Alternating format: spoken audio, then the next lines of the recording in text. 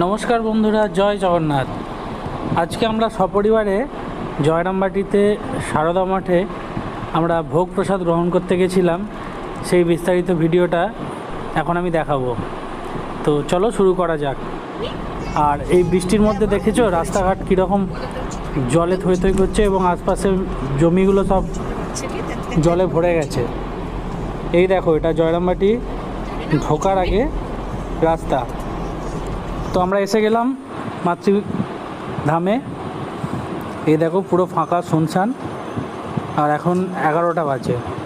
আর এই দেখো প্রসাদ কুপন, আমরা 3 জনে গেছিলাম, 3 জনের কুপন 11:30টায় শুরু হবে।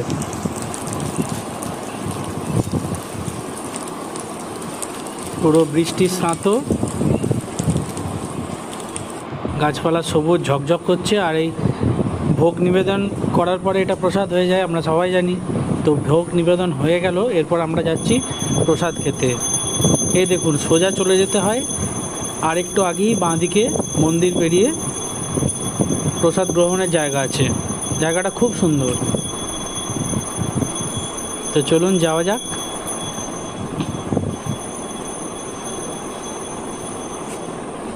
এই দেখুন, এই হচ্ছে মূল গর্ভ মন্দির। এটা পেরিয়ে বাঁদিকে যেতে হয়।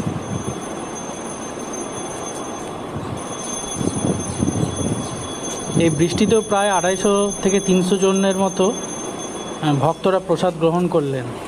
আর প্রসাদ কক্ষটা এবার দেখে নিন। এরকম প্রসাদ কক্ষে প্রথমেই হয় বন্দনা।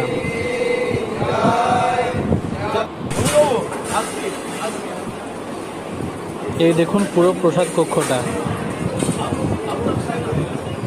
এই দেখুন, প্রথমে চলে এলো ভাত, ভাতের সাথে একটা শুক্তো,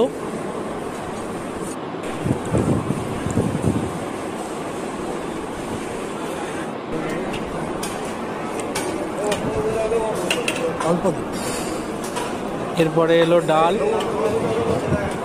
কুমড়ো পুঁই শাকের তরকারি, একটু দিন, তারপর চাটনির পরে এলো টক দই, টক দইয়ের পর পাত ভর্তি করে পরমান্ন বা পায়েস, এটা এখানে সবথেকে বিখ্যাত। আর শেষে একটু মাতৃমন্দিরে প্রণাম করে আমরা ফিরে এলাম। তো কেমন লাগলো বন্ধুরা, কমেন্ট করে জানাবেন। আর সাবস্ক্রাইব করতে ভুলবেন না, অনেক ভিডিও বানানো আছে, গিয়ে দেখতে পারেন।